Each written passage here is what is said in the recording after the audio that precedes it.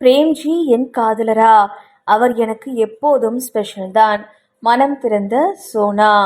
கவர்ச்சி நடிகை சோனா தற்போது தன் வாழ்க்கை வரலாறு கதையை ஸ்மோக் என்ற பெயரில் எடுத்து வருகிறார். வெப் தொடரை ரிலீஸ் செய்யும் வேலைகளில் ஈடுபட்டு வரும் சோனா யூடியூப் சேனலுக்கு பேட்டி அளித்திருக்கிறார். அதில் இசையமைப்பாளரும் நடிகருமான பிரேம்ஜி குறித்து மனம் திறந்து பேசியுள்ளார். அதில் பிரேம்ஜி எனக்கு சகோதரர், நண்பர், பெஸ்டி, காதலர் என என்ன உறவு வேண்டுமானாலும் சொல்லலாம். ஏனென்றால் பிரேம்ஜி எனக்கு மிகவும் ஸ்பெஷலானவர்.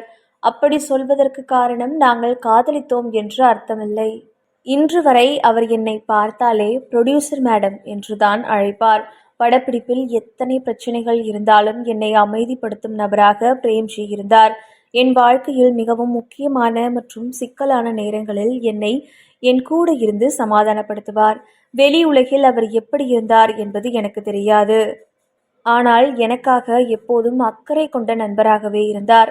அதாவது ஒரு நண்பர்கள் குழுவில் அனைவரும் சரக்கு அடித்துவிட்டு ஆட்டம் போட்டு கொண்டிருக்கும் போது ஒருவர் மட்டும் தெளிவாக இருந்து மற்றவர்களை பாதுகாப்பாக வீட்டிற்கு அழைத்து செல்லும் ஒரு நண்பர் இருப்பார். அது போன்ற ஒருவர்தான் பிரேம்ஜி. என் வாழ்க்கையில் ஏற்பட்ட சில பிரச்சனைகளிலிருந்து என்னை காப்பாற்றியது அவர்தான். ஆனால் நாங்கள் காதலில் இருந்ததாகவும் அதனால்தான் பிரேம்ஜி 45 வயது வரை திருமணம் செய்து கொள்ளாமல் இருந்தார் என்றும் பரவி வரும் தகவல்களை மறுத்த சோனா, அவை அனைத்தும் சினிமா துறையில் வழக்கமாக பரவும் வதந்திகளை தவிர உண்மையில்லை என்று சோனா தெளிவுபடுத்தினார். கடந்த வாரம் சோனா அளித்த பேட்டியில் விக்னேஷ் சிவன் பற்றி பேசியிருந்தார். அதில் என் அலுவலகத்தில் தான் 3 ஆண்டுகள் பணியாற்றினார்.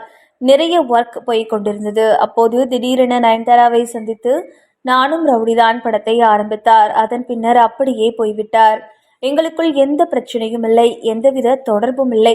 நல்ல நண்பர்களாக இருந்து சூப்பரான ஒரு டீம் இருந்தும் விக்னேஷ் சிவன் விட்டுட்டு போனது வருத்தம். நல்லா இருக்க போகிறாய் என்றால் சந்தோஷம் பட்டுதான் இருந்திருப்பேன். ஆனால் அப்படியே கட் பண்ணிட்டு போனதுதான் வருத்தம் என பேசியிருந்தது குறிப்பிடத்தக்கது.